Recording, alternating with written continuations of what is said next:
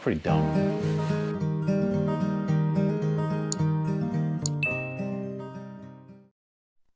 you doing, Duff here?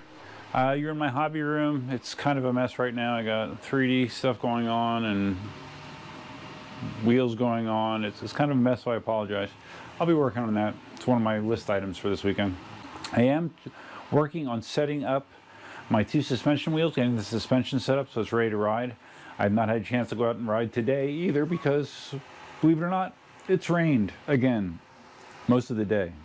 So I've already added air to the bottom of the V11, and I did want to show, I showed this in the live stream but not on a conventional video, that how they have decided to address the issue with the valve caps that were on the V11s before.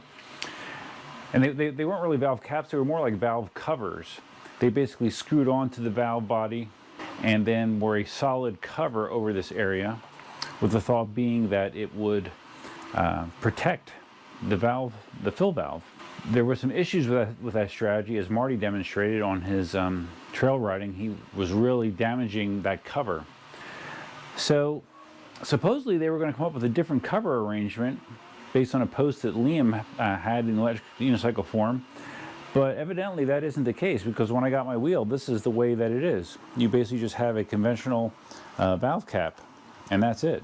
So I don't think it's a great solution. I mean, the head of it, especially if you have this cap on, with the cap off, it's barely sticking out over the end, but with the cap on, it's sticking out a few millimeters, so it could still definitely take an impact. It could still definitely damage the fill valve.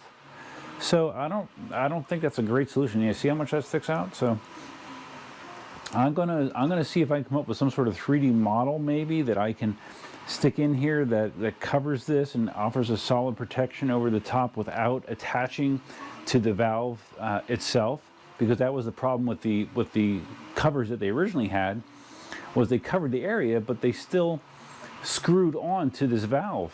So if the covers took a shot from either side, you were actually putting stresses on the valve. So that's the problem. What you need is something that covers this area that is independent of the valve itself. So I'll see if I can come up with something in my spare time to address that.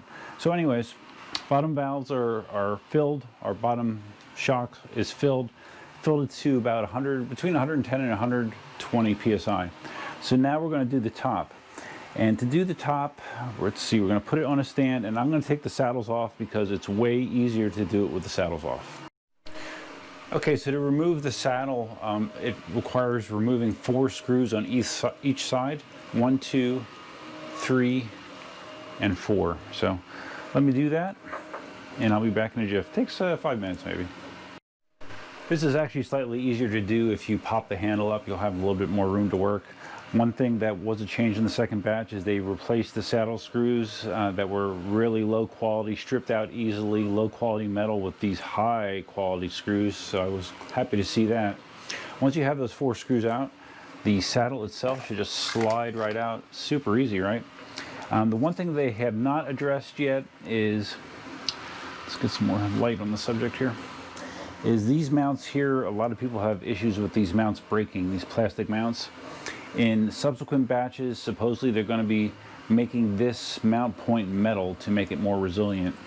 The good news is even if this does break, it really doesn't affect the operation of the wheel all that much. So if it does break, yeah, you know, you'd want to get a replacement from your dealer, but it's not the end of the world.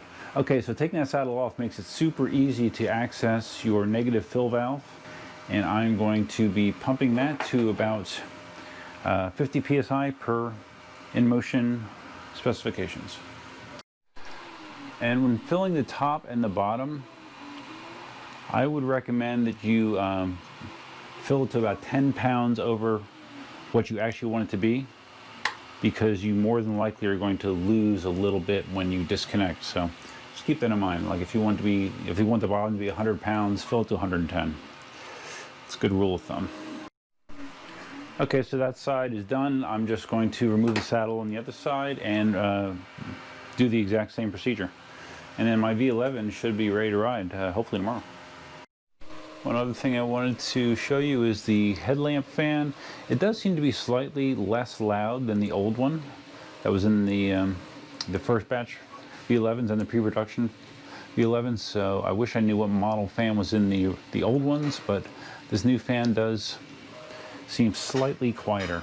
And it's weird, there is an option now in the app that I don't recall that you can have the fan running all the time if you wanted to. You know, like if you're anticipating a high demand situation or a high heat situation, you can have this fan running all the time. Although, as I've said before, I don't know how much good it really does you as far as dissipating heat in this area. I mean, maybe a little bit, but not much. Okay, V11 should be good to go. Have I mentioned how glad I am to have this back? Very, very glad. So now let's throw the S18 up here and check a few things. Just see how it feels real quick. Yeah, it feels really good.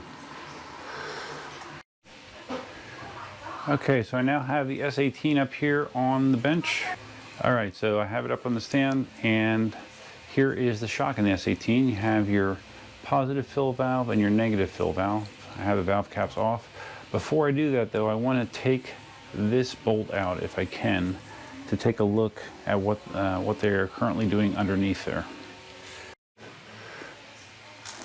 One difference in what you get with the V11 and the S18, V11 comes with all these tools that are used to do stuff with the suspension, to fill the valve, and Allen keys that you would need. This S18 does not come with any of that. No tools included other than the pump. All right, let's see if that fits. Okay, that fits. So what I want to do is I want to take this apart and make sure that there's not a lock washer. Oh boy, how am I going to do this? I need to be able to stop it from spinning the other side as well. How are we going to do that? How are we going to do that? Because I need to stop that from spinning that. How am I going to do that, guys? Short of, and I'm not ripping the thing apart to do it. I thought people said you could get to this without ripping it apart. All right. Okay, I'm gonna have to give some thought, or maybe do some research on how other people got this apart, because I really don't feel like ripping the whole thing apart. Like I mentioned on the live stream, my wheel did have a little metal block in there. So anyways, yeah, there's a little metal block in here. Where are my little metal blocks? They look like this. And yeah, multiple people reported that it felt like the slide tubes were binding with this in, and simply removing this helped that problem a lot with a lot of people. So mine are out, and we'll see how it feels. So KingSong does include a little card that has recommended pressure based on rider weight and the conditions: city riding, off-road, or extreme. I'm probably around 85 kilograms riding weight, so for that it's estimating that my upper chamber should be 160, 190. I'm going to go a little higher than that based on what I recall with the pre-production model. I'll probably go maybe 210-ish, something like that, in the lower chamber, between 80 and 100. That's what we're going to start off with. And I'm going to actually use, well, I don't know. Let's try. This is the pump that comes with the KingSong. You notice it doesn't have that little lockout feature that the pump for the V11 does. This little lever that allows you to engage and disengage a shoe inside, which is supposed to help minimize air loss. And it's funny because they're both Gotway pumps, but the KingSong pump does not have that. So again, looking at the components here, this is your lockout lever. If you want to lock out the suspension, you would go that way, and that would greatly reduce your suspension travel. I don't want my suspension locked out.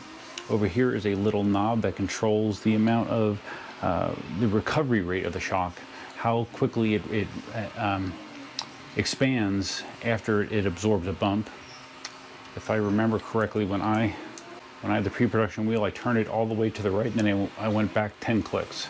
6, 7, 8, 9, 10. So we'll try that again. And now we're going to try to put some air in it.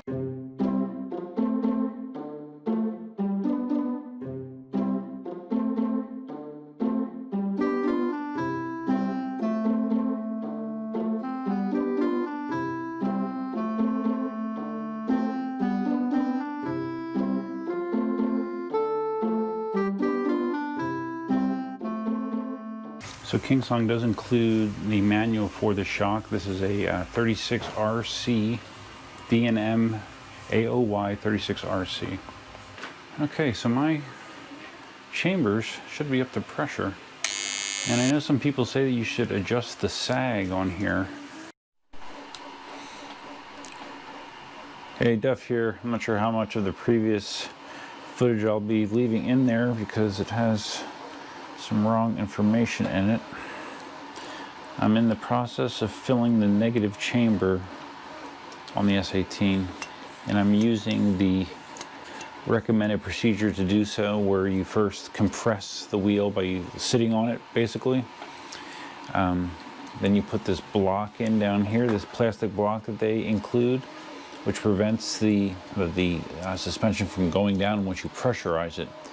Because what happens is once you sit on the wheel, it presses the linkage out, so you get good access to the valves.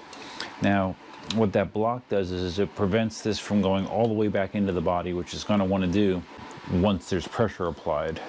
So you basically get your pressure set. All right, I want this set's about good, and then I should be able to stand on it to get that block out, or sit on it. Maybe we'll try sitting instead. Okay, let's put that all the way. Still don't like this handle. Didn't like it in pre-production, don't like it now. All right, let's put my weight on this thing. And once I do that, hopefully I can get the block out.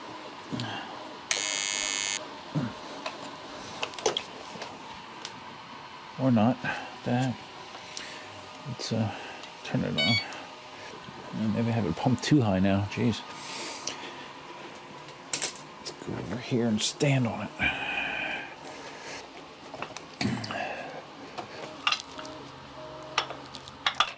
Okay, standing on it, I can get it out. All right, so let's.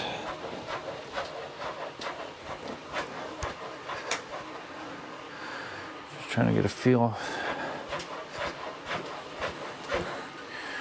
All right, so this might be a little bit on the high side for road riding, but we'll find out.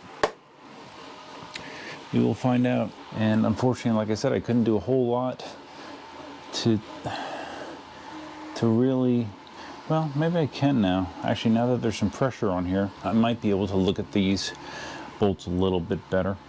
But we'll see. I think I'm going to ride it as is and reevaluate from there. I don't want to go tearing into it and checking a million things before we get some feedback on the road, just to see how it feels, because that's what matters, right? How it feels. So that will be the game plan, hopefully tomorrow.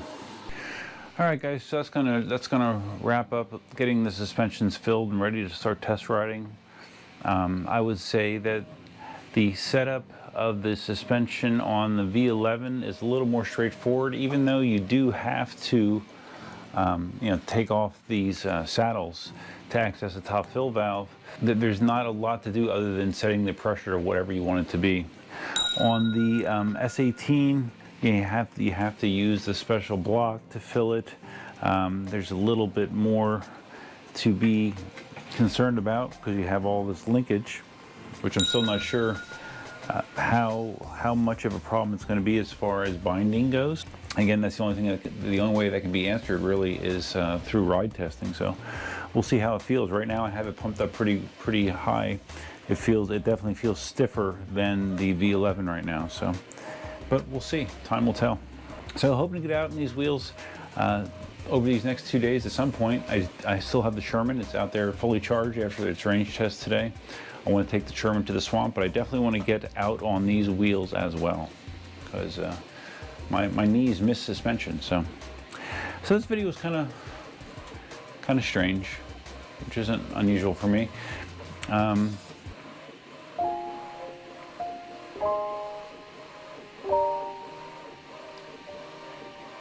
It's pretty dumb. All right, so this video's come to an end. A little disjointed, a little strange, but you know, that happens sometimes. If you found the video interesting, please give it a big thumbs up. If you have any V11 or S18 questions, I'll do my best to answer them. If I don't know the answer, I'll try to find you the answer. Or if it's something you want me just to check on the wheel itself, I'll be happy to do that. Feel free to leave your comments, suggestions, ideas, and thoughts below. That's all I have for you for now. Until next time, Duffman out. Oh crap. Oh crap. Just accidentally bumped the Ninebot 1 and I just started a chain reaction. Let's see if I can avoid disaster.